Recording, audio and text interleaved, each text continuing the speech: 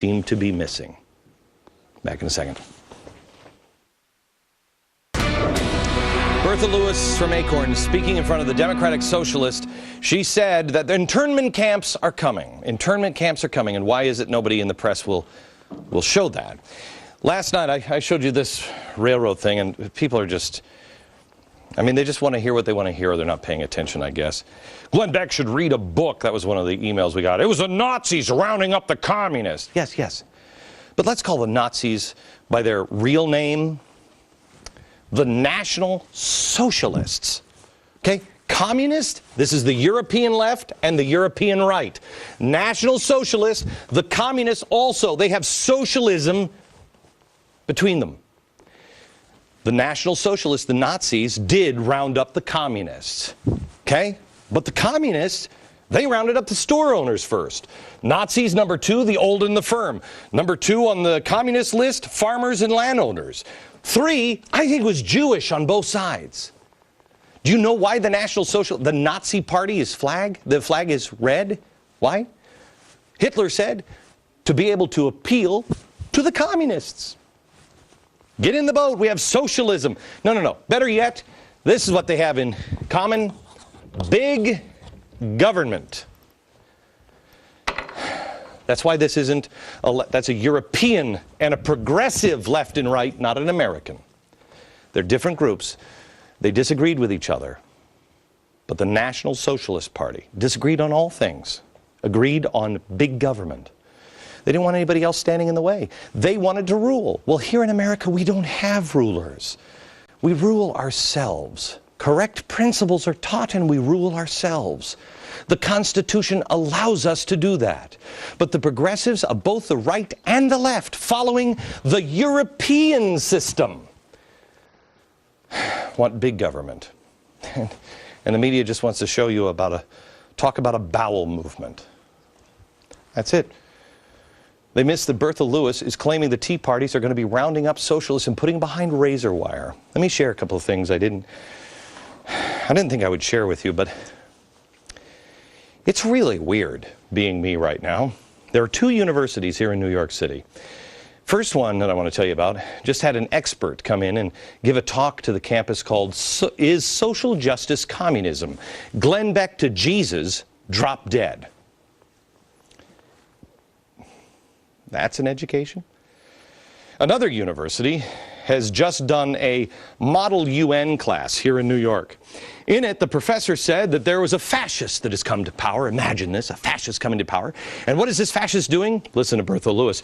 Rounding up all the communists and the socialists. So how does the UN stop this madman? Up on the slide presentation, the professor put a face of this madman. Guess whose face it was? Mine. And finally, from Brandeis University. Look at this one.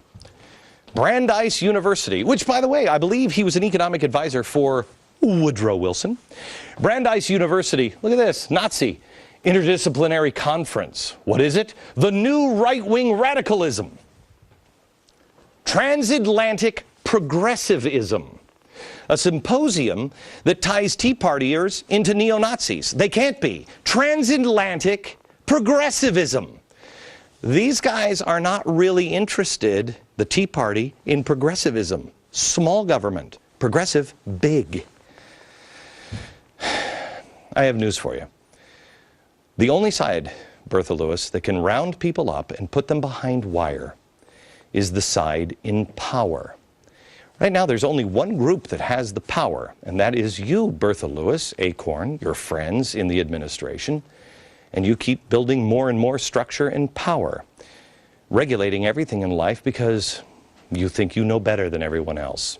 Socialists have masked themselves for so long because they know that you'd never go for redistribution of wealth from an avowed socialist or communist. You'd never buy cap or trade from a green job czar who's a radical communist. So Van Jones dropped the radical pose for the radical ends and blended in.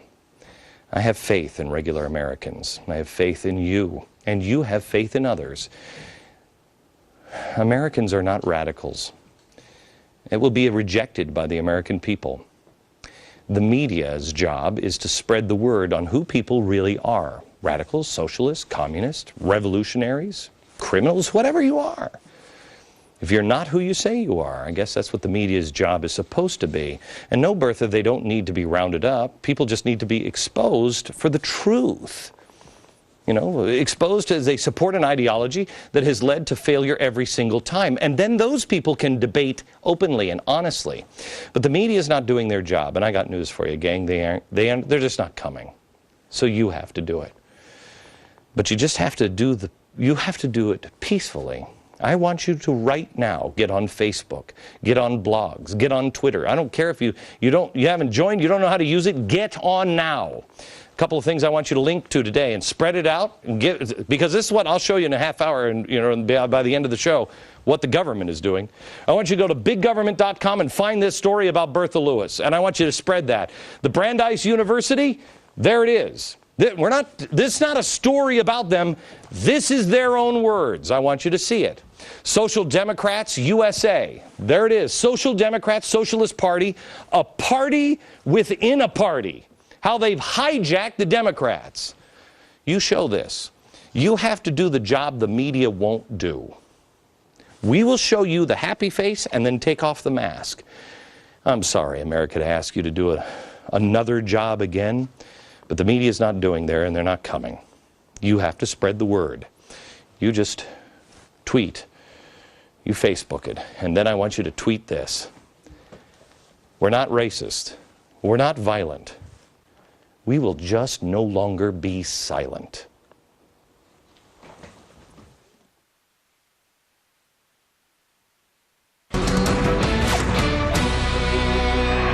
Last night, somebody bought a ticket in Missouri and won Powerball, taking home $258 million, minus the half that the government will immediately take back from them in taxes. But hey, that is not the only lucrative contest from the government that you can be involved in. I just want you to know the Environmental Protection Agency has now developed a contest in which you can win a small chunk of their $10 billion budget.